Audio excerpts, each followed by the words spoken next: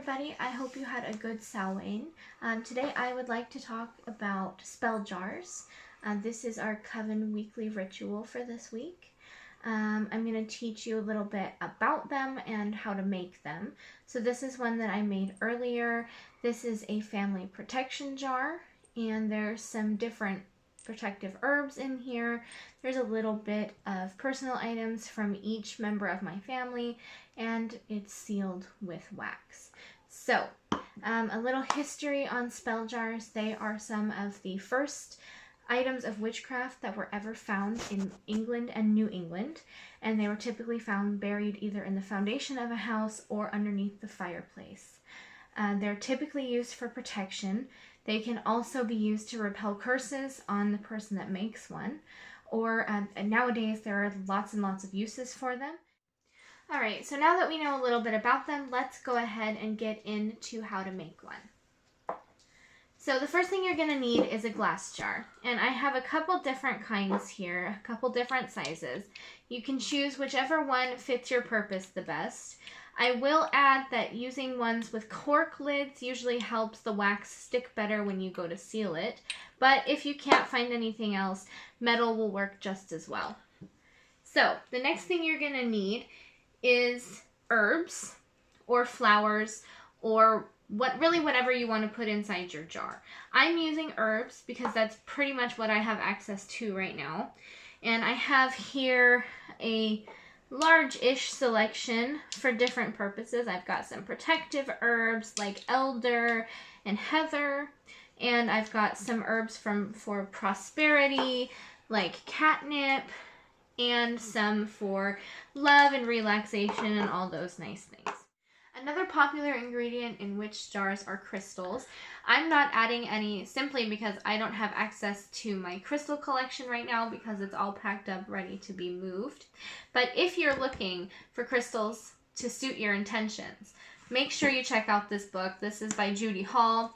And again, it has in the back, it has a glossary for all the crystals listed in the book and what you can use them for. And it's really, really helpful to identify the correct stones for what you need.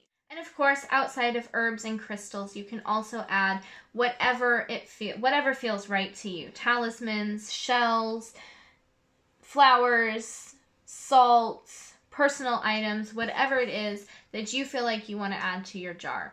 The only thing is what you want to do. You might want to think about what you want to do with your jar, because if you want to display it, you might not want to put rusty nails and personal items in the jar.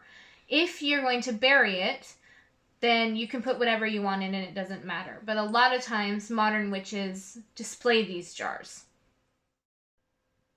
The next thing you're going to need for your jar is a candle. Here I have just a white pillar candle. And usually, again, you should correspond the color of candle that you use to seal your bottle with your intentions. Intentions are really everything in magic. And if you're looking for a certain candle, I have another book recommendation. This is by Lisa Chamberlain, and right in the front here, it has a great chart for candle colors and what they represent in magic. And I use this all the time for all of my candle magic spells. I'm so sorry about the noise. My cat is really interested in, yes, he's very vocal tonight. He wants to be on camera. So sorry about that. Anyway, so I'm using a white candle, mostly because I couldn't find any other color. Typically for the type of bottle that I'm making, so the protection bottle, perfect candles would be black or blue. Those in candle magic symbolize protection. However, white candles can be substituted for basically any color. It all depends on your intentions. And if you want to make it even stronger, you could anoint this candle, but I'll get into how to do that kind of stuff in a later video. Alright, so I'm waiting for the wax to melt. It's starting to. And I'm just holding it over the jar, letting it drip onto the cork top and down the sides. My cat is trying to knock my candle out of my hand here. Thank you, Merlin. So.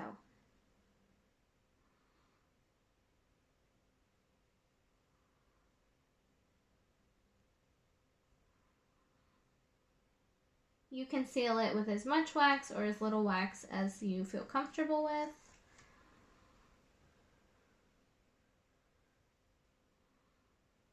And then